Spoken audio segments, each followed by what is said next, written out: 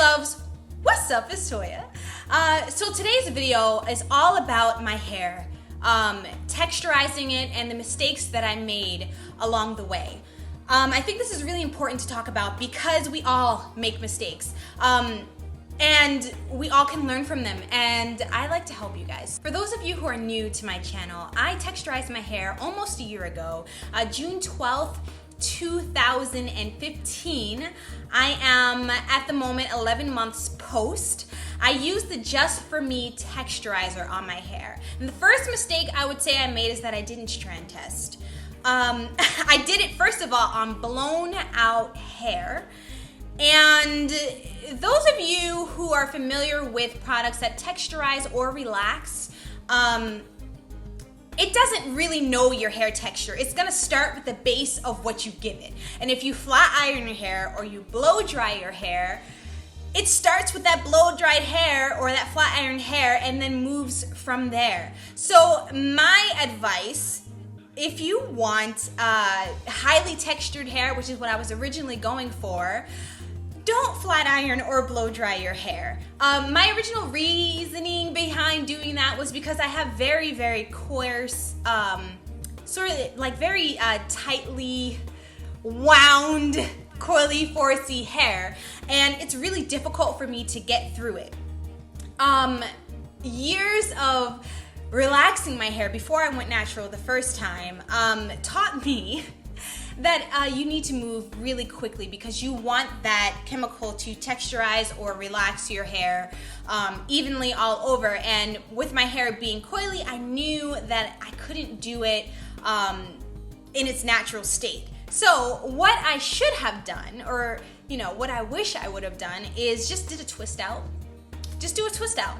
Just do a twist out so that your hair is loose enough, but don't flat iron or blow dry it beforehand, or you're gonna end up with basically straight hair. The second mistake that I wanna say is that I didn't do enough research on the product. I was using Just For Me texturizer, or texture softener is what they call it, and there are so many other options.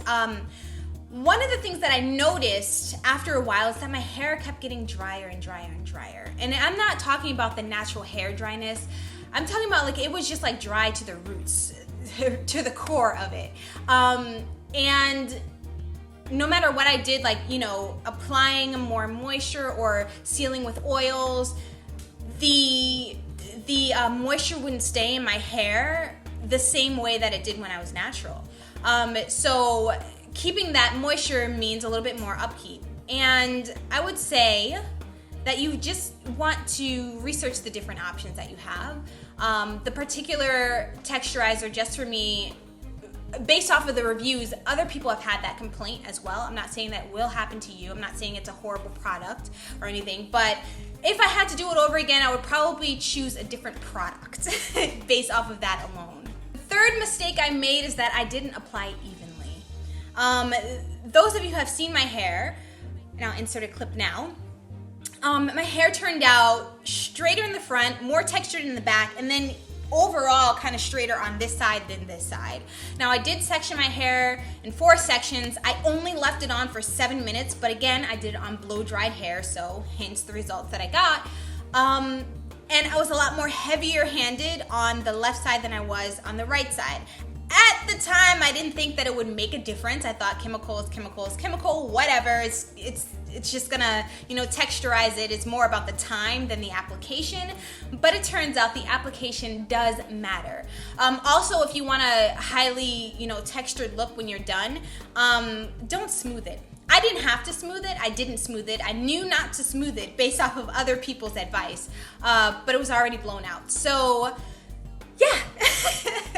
Apply it evenly all over. And the fourth mistake that I made is that I ended up flat ironing my hair, silk pressing it. So those of you who are familiar with my channel have seen this video. My mother, she came and she silk pressed my hair, and it was looking fierce and fabulous. She's so good at doing hair.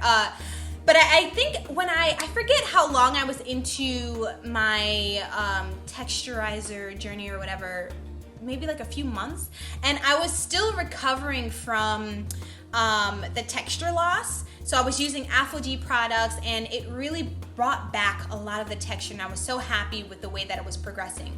But when I did that flat iron, and it was like a serious flat iron, I mean, it was gone with the wind, a fabulous flat iron. And plus I did add a semi-permanent color on it, but I did lose texture. And it started to look a lot closer to a relaxer than a texturizer because of that.